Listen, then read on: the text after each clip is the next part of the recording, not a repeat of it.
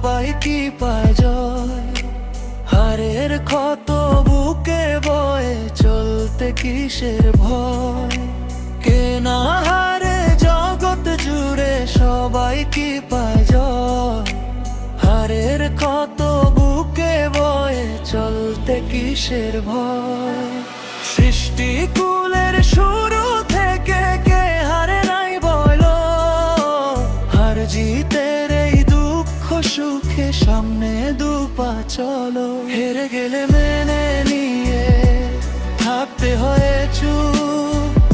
হারের ব্যথায় সান্ত্বনাতেও মনটা পড়ে খুব।